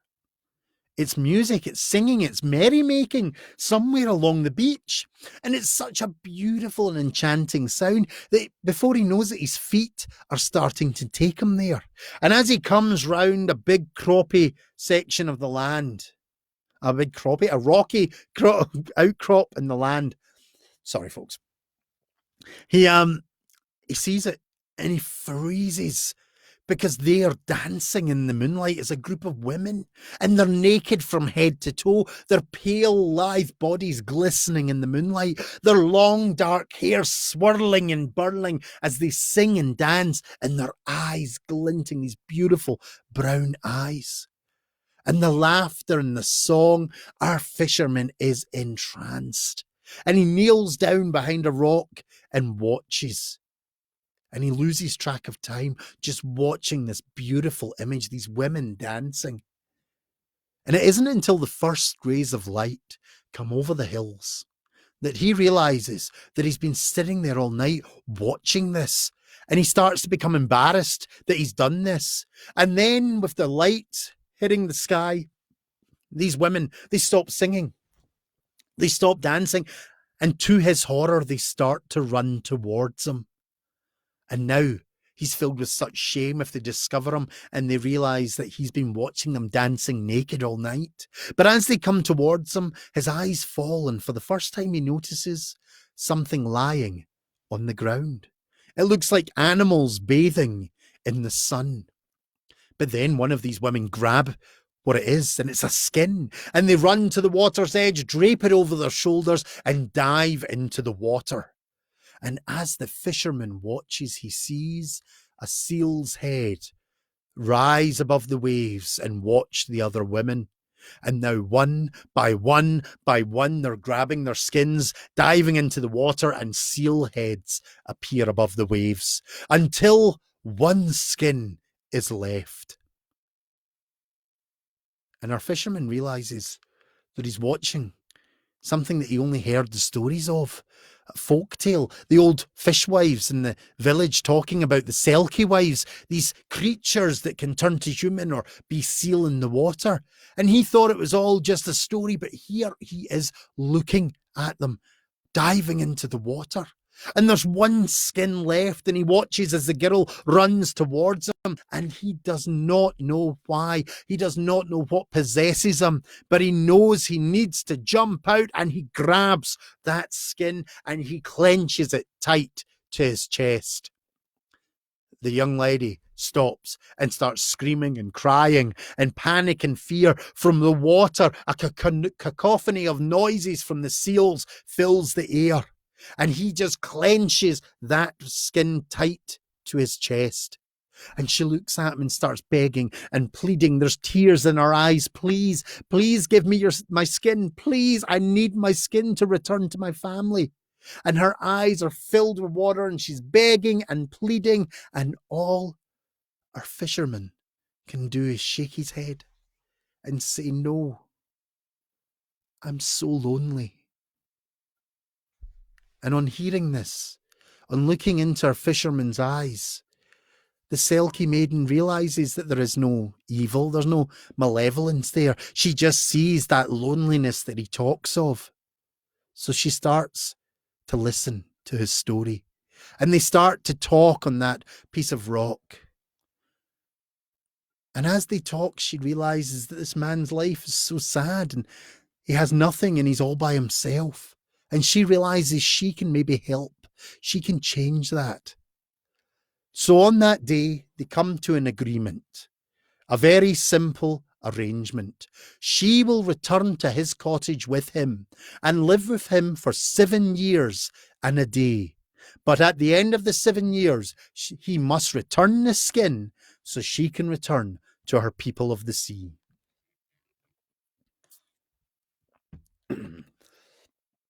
Sorry, folks. Well, they make the agreement and all is set. And for the first time, our fisherman heads back to his little cottage, but not alone. The first time he walks down that beach with someone by his side, and he enters his cottage and his heart starts to feel joy. And as the weeks go by, they become closer. They become friends. A love starts to blossom between these two souls. And in time, they decide to become man and wife. And it's said in that wee village, never a finer wedding was held, and never a bonnier bride was seen. And now they live in perfect love and happiness. But before anyone knows it, 2 become 3. 3 become 4, 4 become 5, as the tiny pitter-patter of feet is heard throughout the fisherman's cottage. And now he knows his life is the happiest it could ever be. He goes out fishing every day, and he comes back knowing he'll have his wife and his family waiting. Never in all his wildest dreams did he ever imagine such a thing possible. Now one day, he's out in the water and he's fishing away, and he hears the waves lapping against the boat. And before he realizes it, it's as if the waves are speaking to him. He can hear a voice coming through the water. Release her. Let her be free. Let her return to the people of the sea. And on hearing such a sad voice coming through the waves, our fisherman begins to realize how selfish he has been, how bad he has been keeping this woman, his wife, the woman he loves, but still keeping her away from her family. So he sails back to the land. He goes to his hiding place, pulls out her skin, and walks into the kitchen and simply presents it to her. Take it. Take it and return to your people of the sea. Please be free.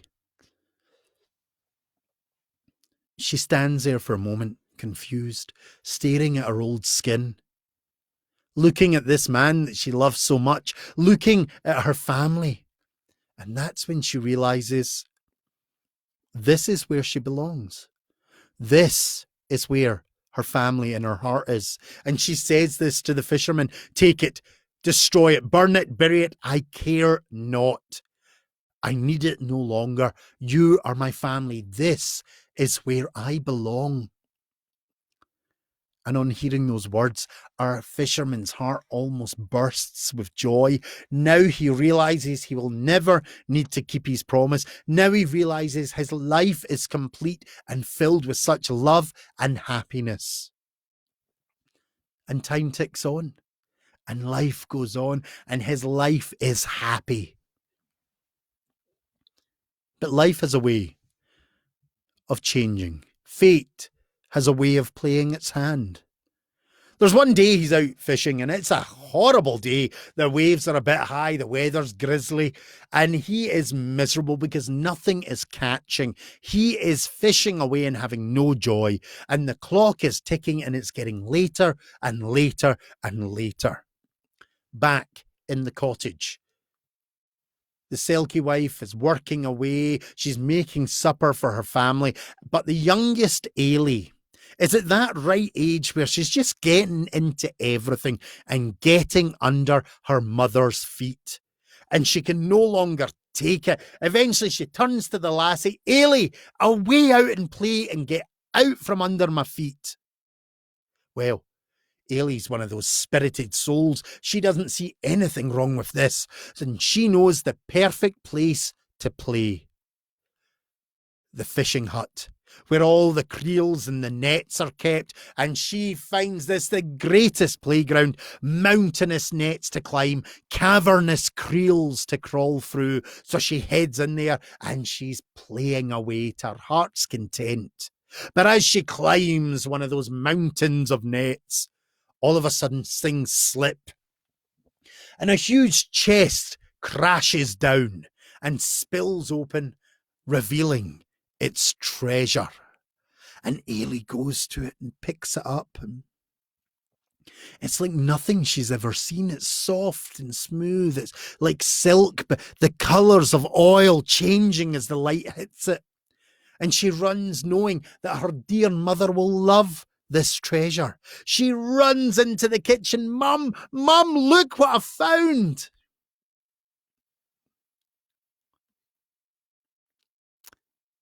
Her back's to the door, and she doesn't even need to turn round to know what her daughter's holding. The smell of the salt air is already filling her nose. And as she turns, true enough, she sees her old skin. Just one touch. That won't make a difference.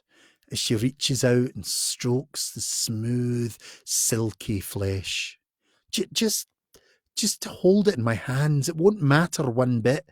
As she caresses it with both her hands. Just to hold it tight to my chest. That it won't mean anything. As she takes the skin and wraps her arms and embraces it tightly. But as soon as she does that, she realizes the terrible mistake she has made. The smell of the salt air fills her nostrils. The feeling of gliding smoothly through the water fills and covers her whole body with that sensation. And she realizes she's longing to return to the water. And that night, when the fisherman gets home, he sees it too. The sea change in her face. And he knows that she found her skin.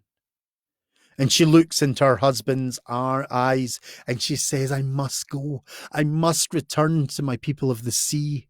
And then she says, losing him will be like losing her skin these last few years. But he knows he cannot stop her.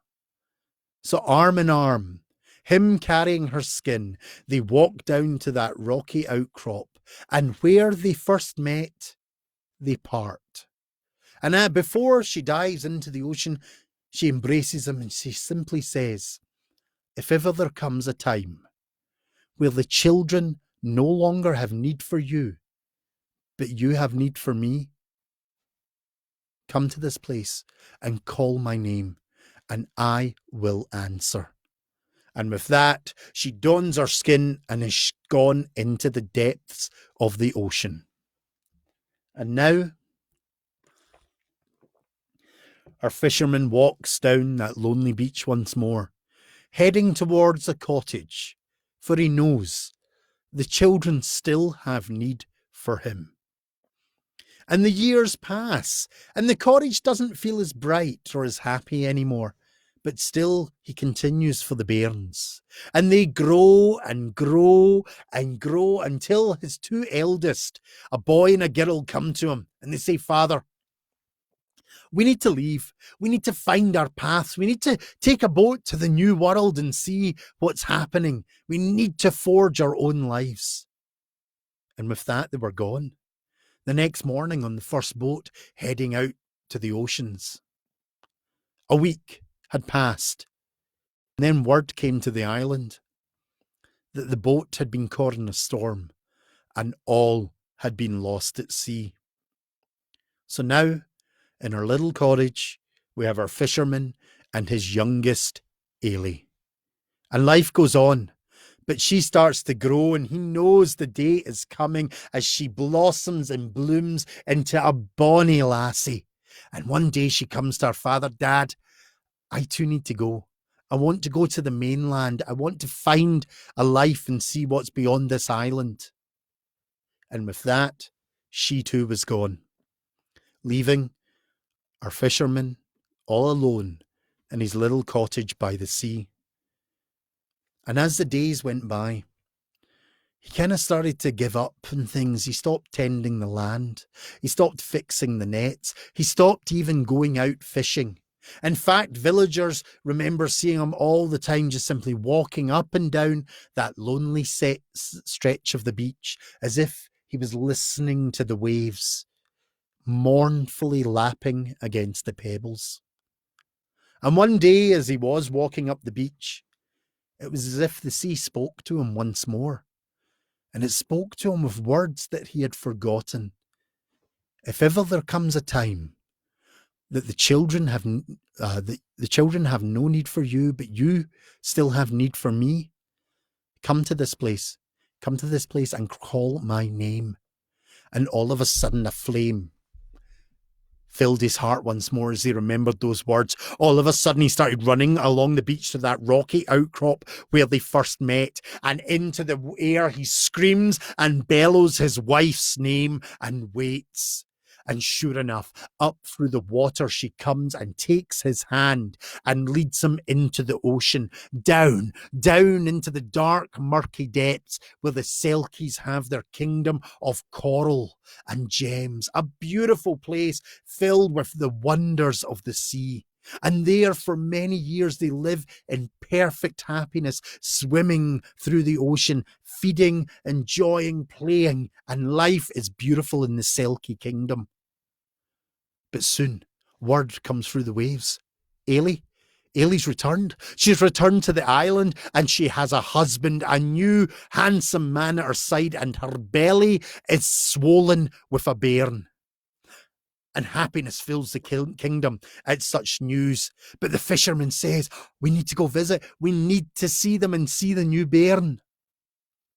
But then his wife says to him, we can do this. But if we make this decision, we will no longer be able to live below in the ocean or above on the land. And the fisherman sits and thinks long and hard. But kith and kin, that blood connection is too strong. He needs to see the bairn, so he looks at his beautiful wife and simply says, so be it. And they wait, and then the joyous news comes through the waves that the baby has been born. So they swim up through the waves, and on that rocky outcrop, they reach land.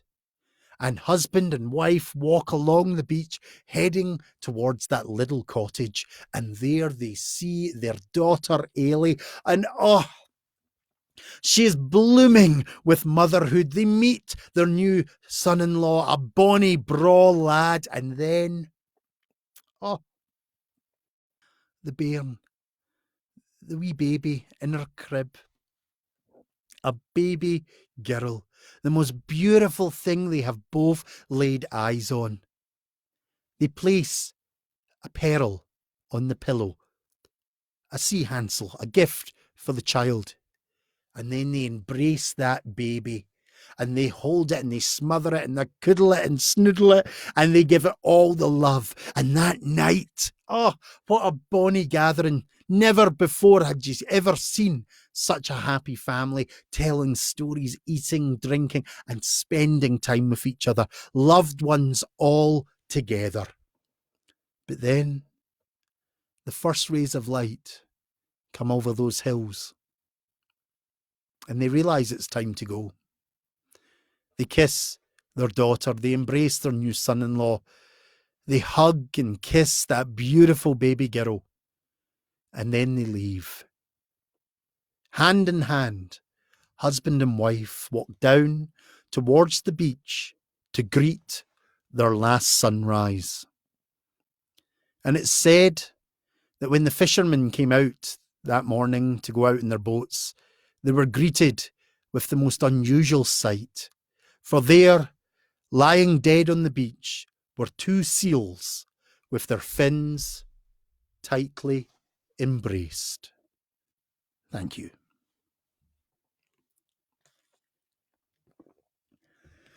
The Lonely Fisherman. Absolutely lovely story. And I think I'm going to have to leave it there, folks. I think we're going to have to end this. My throat's getting a wee bit dry, even with the water in this rather humid little room. And I hate leaving it on such a sad story because there's a golden rule of performance: always leave them laughing. Um, it's a glorious thing that you're supposed to do. So, you know what? I'll try and leave you laughing very quickly because I love that Lonely Fisherman story, but it just, you can't leave a storytelling session like that. You can't finish it with such a beautiful and sad story. So, um, let's finish off in the kilts. I wear my great kilt all the time. I used to do walking tours in Edinburgh, and I've travelled in this, and I've had some incidents at security where I've been asked to take my belt off and had to explain to them that I can't take the belt off because that's the only thing holding the kilt together. But during the walking tours in Edinburgh, I used to do a beach tour called Whiskey and Tales.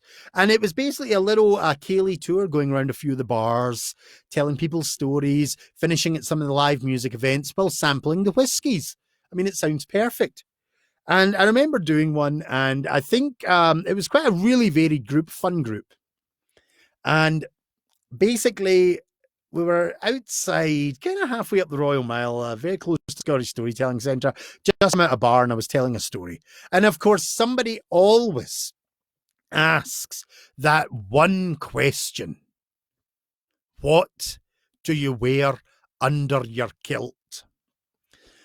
Now, ladies and gents, this is a myth and a legend and a secret that no Scots, unless you've given them a few whiskies, will ever reveal. On this night, I'd had a few whiskies. I'm not going to lie. And, you know, we were having such fun. We were joking around. We were just enjoying ourselves as a group. And I often did a joke. If you ever see my live show, I do this wee joke where I grab the hem of my kilt and I threaten to lift it just for fun. You know, it's just a wee part of this thing that I do for a laugh. And I never lift it. But on this night, as I'm looking at my audience, a part of me goes, oh, what the heck? And I stand there in front of them all, and I do. I literally go, woohoo, and drop it. Okay. And of course, everybody's laughing and chuckling, and everyone's kind of going, oh, that was really good. I can't believe you did that. You know, the usual thing. And as I'm looking at my audience, I happen to notice that, well, this side, you know, to the left of me is laughing, but to the right of me are really serious looking, but they're also looking behind me. And I'm trying to figure out what's going on. Well, what I didn't know is when I decided to do this amazingly humorous thing, two of Edinburgh's finest had happened to be walking behind me. So I turned round to see two police officers staring at me. And one of them comes up to me, and I knew most of the police officers that worked the Royal Mile just through my work. And literally, he comes up to me and goes, Calum, can you come down to the police station after you finished your tour, please? And I'm like, oh, okay. So we go to a few more places and I finish off my walking tour and I go into the police station expecting this is it. I mean, I'm going to get a fine. I'm going to get a criminal record or something. And I walk into that police station. As soon as they see me, they all start laughing and they're all in tears laughing at me because I had done this and they know this is something I don't ever do. So basically on that fateful night, ladies and gentlemen, I got this lovely little warning and they said, look, Calum, you know you shouldn't do that. We're not going to give you nothing. You're not going to get fined or anything. You know better. And we want you just to kind of bear in mind that you shouldn't do that. And they put it in this beautiful way and they basically turned around and said, if the wind blows up your kilt, we call that an act of God. If you raise your kilt, we call that indecent exposure. And that has a fine of about $80 and a note on your record. So from that day on, ladies and gents, I have never, ever in my life lifted my kilt in public. And when I'm asked about it, I play coy and I always say, no, that's a gentleman's secret. And, you know, I would love to admit that that was the whole reason that I've never lifted my kilt in public ever again. Or was it something to do with a young lady that was standing roughly kind of like right in front of me to the side? who, after I did it, looked me straight in the face and simply said, "Oh, it is cold in Scotland."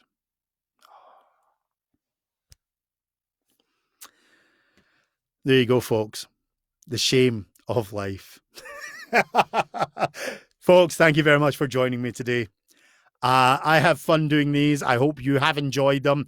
I do have download cards from the Scottish Bedtime Stories CD still for sale. What I'm actually saying to people is these are free events. If you are enjoying them, there is a tip jar option there. Didn't mention it at the beginning because I don't like to do that. But if you enjoy it, there is a tip jar option. Anyone that tips over $15, I will send them the code and information for the Scottish Bedtime Stories. It's about 72 hours of gruesome and 72 minutes of gruesome and grisly Scottish storytelling. So if you do want one of them, anyone that decides to tip and tips over $15, I will send you the details of how to access that wonderful storytelling CD. But beyond that, folks, I'm not doing it for that. These ones are for enjoyment, to give you guys pleasure, paying it back to the community a bit, just having fun. I know a lot of people are kind of stuck, kind of struggling for things to do, needing a bit of fun, and that's what this is about. So thank you very much for joining me, folks. As always, it's been a pleasure.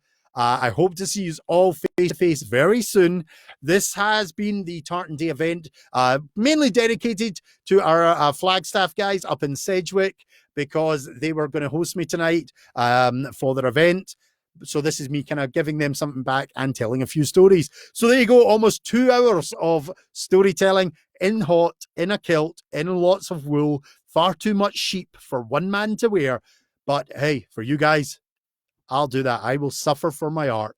It's been a pleasure. I'm Calum Lykan. I will speak to you all very soon, guys. Much love.